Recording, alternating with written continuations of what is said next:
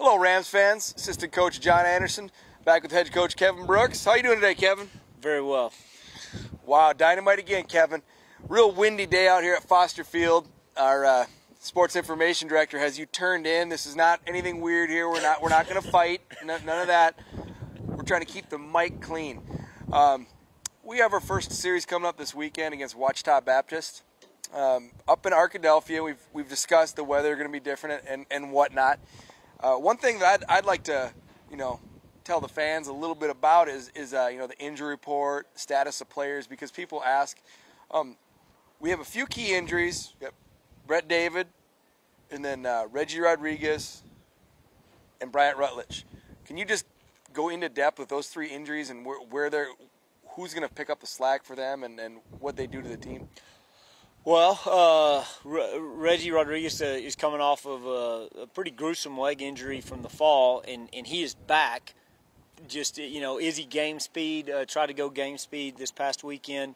Whether or not he's there is, we'll see and see how it progresses here the next 2 or 3 days. And ideally he'll be able to go. Brett David, broke his hand the first couple of days of practice, had surgery. He'll be out another week or 2 or 3 or something like that, and we'll see how it progresses. So he's definitely a no-go. Bryant Rutledge had an incident this weekend that required some surgery as well, and he's a no-go for the weekend.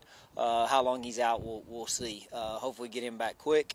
And then you got Blaine Perkins too, who's another guy that we'll see, waiting on some MRI and that type of stuff to see the extent of his injury. So we're hobbled a little bit going up there, but that's why we're a team. It's going to take all 30 guys contributing at different points throughout the season, and the good thing is some guys are going to get a chance, and hopefully they'll take take it and run with it. Now, do you see any of those players that are getting their chance this weekend that would be your best vote for a Wally Pipp? No, I got no clue. I think they're all capable, so that's a good feeling to have. I think anybody we put in the lineup or give the ball to on the mound is going to go out and have success. So hopefully they'll get that they'll get that opportunity and hopefully go out and do well with it. Okay, and this weekend playing 2 9s, 2 7s. That's a lot of innings in the first week, and especially down one pitcher that's probably going to pick up 7 of those innings. Now, when you go down the bullpen, instead of going to 5 or 6 guys with the 7 innings guy, and you go down to 9, 10, 11 guys, who needs to step up in the later bullpen that's been looking good lately?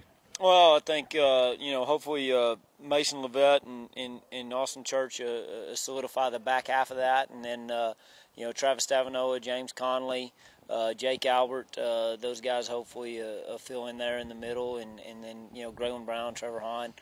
We got a lot of guys that are capable of doing it, and so we'll see who gets the ball, and hopefully they go out and do well. Now, do you ever have that feeling, this time of year we got 4 or 5 guys, people are hopping around like you don't want to practice till you play? I don't, no. Sometimes I get that way because I'm like, I don't want to get another guy injured. You ever felt that way? Yeah, I have, but I'm weird. I like practice, so if they can get out of bed and get out here, we'll try and go. Now, for all the Rams fans, Billy Hart always around the field, Big Al Lapeer, they always joke with you about how many layers of clothes you wear, and what is your record for amount of layers you've had on? A record, I believe it's either 43 or 47. Is that like shirts under shirts, or is that like all together? Like I had shirts, 4 pairs of long johns? Yeah, no, that's just the top half. That is absolutely, positively ridiculous. It was impressive. And you weren't in Antarctica or anything like that? Missouri, Columbia, Missouri. Friday night game when I was coaching at A&M. Great game. We won 1-0 in 12 innings, and then the next day it was like 70. So it was crazy. But I think that's the coldest I've ever been on a baseball field. It was awful. That's wonderful. Well, Kevin, that's about it. I just wanted to make sure our fans out there knew who's going to be on the field this weekend, with those injuries. And